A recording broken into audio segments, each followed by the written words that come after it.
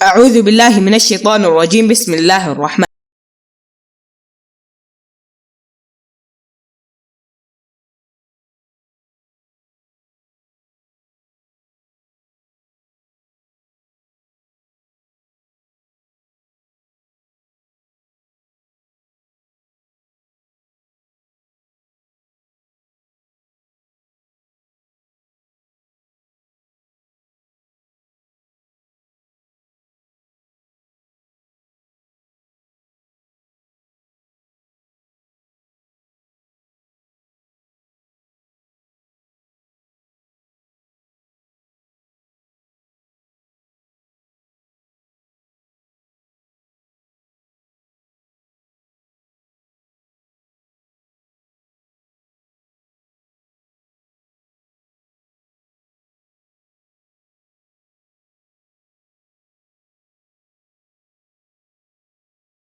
دونوں شہروں میں قائم مختلف مساجد میں ہر سال حج کی مناسبت سے لاکھوں مسلمان عبادت کرتے ہیں۔ اس کی ایک اور خصوصیت یہ ہے کہ مدینہ منورہ کے چاروں طرف فرشتے ہیں اور دجال یہاں نہیں آ سکے گا۔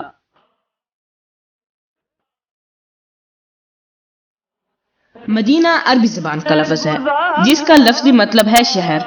مدینہ منورہ کو طابہ بھی کہا جاتا تھا۔ طابہ اور طیب ہم معنی الفاظ ہیں، لفظی معنی پاک کے ہیں۔ ایک حدیث میں ذکر ملتا ہے کہ رسول کریم صلی اللہ علیہ وسلم نے فرمایا، اللہ تعالی نے اس شہر کا نام طابہ رکھ دیا ہے، اور یثرب بھی مدینہ کا قدیم نام ہے۔ رسول اللہ صلی اللہ علیہ وسلم نے شہر کا نام یثرب سے تبدیل کر کے مدینہ رکھ دیا۔ تبدیلی کی وجہ یہ بھی ہو سکتی ہے کہ لغت میں یثرب کے معنی ملامت، فساد اور خرابی ہیں۔ مدینہ النبی کا مطلب نبی کریم صلی اللہ علیہ وسلم کا شہر ہے۔ کافی عرصے تک یہ لفظ لوگ اس شہر کے لیے استعمال کرتے رہے ہیں۔ لفظ منورہ کے معنی روشن ہوا، پر نور ہوا یا نور سے سرشار کے ہیں۔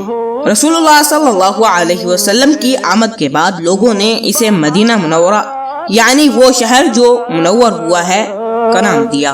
کیوں کر بیان ہو مرتبہ۔ تمام اسلامی مورخین اس بات پر متفق ہیں کہ یثرب دراصل سیدنا نوح علیہ السلام کی نسل میں سے ایک آدمی کا نام تھا جس نے اس شہر کی بنیاد رکھی۔ اس کے نام پر اس شہر کا نام بھی یثرب پڑ گیا۔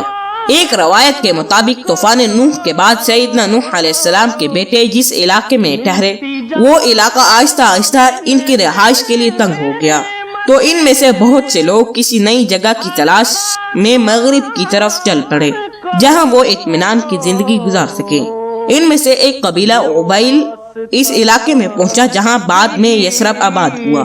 اس علاقے کا وافر پانی، اس کے درخت اور وسیع پتھریلے میدان جو اس کی حفاظت کا قدرتی ذریعہ تھے ان کو بہت پسند آئے، اسی لیے وہ یہیں آباد ہو گئے۔ میرے تاجدار یثرب کے ابتدائی باشندے تین بڑے بڑے قبیلے تھے، عمالیق، یہود، اوس اور خزرج۔ عمالیق راجح روایت کے مطابق انہی لوگوں نے یثرب کی بنیاد رکھی، کیونکہ یثرب جس کے نام پر اس شہر کا نام یثرب پڑا وہ قبیلہ عبیل عمالیق میں سے تھا۔ اہل قبیلے کے نام ہی سے واضح ہوتا ہے کہ وہ عظیم قد کاٹ کے مالک تھے۔ یہ لوگ عملیق بن لاؤز بن سام بن نوح کی نسل سے تھے۔ پہلے وہ بابل کے علاقے میں رہتے تھے، پھر وہ جزیرہ عرب کے مختلف علاقوں میں بکھر گئے۔ ان میں سے کچھ یثرب کے علاقے میں جنگ نہیں ہوئی۔ یہ بات شک و شبہ سے بالا ہے کہ وہ عرب تھے، اور علامہ طبری کے نزدیک ان کے جد امجد عملیق عربی زبان کے بانی تھے۔ یہود جب مسلمانوں نے یثرب کی طرف ہجرت کی تو وہاں کئی یہودی قبائل آباد تھے، اور اس بات پر بھی مورخین متفق ہیں کہ یثرب کے اکثر یہودی فلسطین سے ہجرت کر کے آنے والوں کی نسل سے تھے۔ ان میں سے کچھ لوگ بخت نصر کے حملے کے بعد بھاگ کر آئے تھے۔ بخت نصر نے یہود کی حکومت پر حملہ کر کے بے شمار یہودی قتل کیے اور بہت سو کو قید کیا۔ یہ بات 586 قبل مسیح کی بات ہے۔ پھر 70 اور 132 عیسوی میں رومیوں نے ان کو تشدد کا نشانہ بنایا تو باقی لوگ بھی فلسطین سے ہجرت کر گئے۔ ان میں سے کسی موقع پر یہ لوگ یثرب میں فروکش ہوئے۔ علاقہ یثرب میں پہنچنے والے اولین قبائل بنو قریظہ، بنو نذیر اور بنو یحزل تھے. پھر ان کے بعد اور قبائل بھی آتے گئے. اوس اور خزرج یہ دو قحطانی قبیلے تھے جو سد معرب کی تباہی کے بعد یمن سے ہجرت کر کے یثرب میں پہنچے. ان قبیلوں کی یہاں رہائش سے یثرب کی تاریخ پر بہت گہرا اثر پڑا. راجح بات یہ ہے کہ یہ دونوں قبیلے تیسری صدی عیسوی میں یثرب پہنچے. مرتبہ دوستو آج کے لیے صرف اتنا ہی. مجھے امید ہے کہ آج کی یہ میری ویڈیو آپ سب دوستوں کو پسند آئی ہوگی. اگر پسند آئی ہے تو پلیز میرے اس ویڈیو کو لائک شیئر کمنٹ ضرور کریں. ملتے ہیں ایک نیکسٹ ویڈیو میں. تب تک کے لیے دیں اجازت. السلام علیکم ورحمۃ اللہ وبرکاتہ.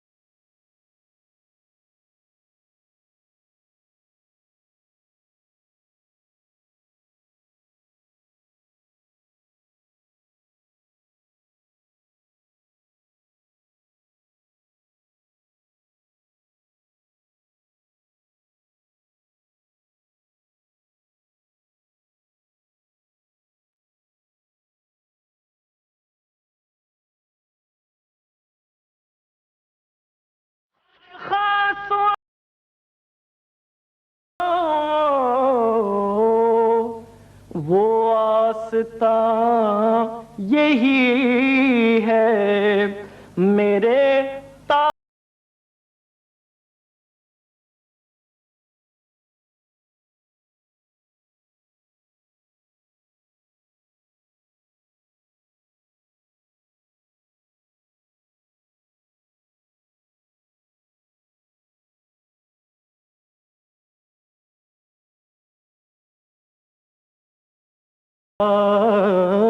کیوں کر بیان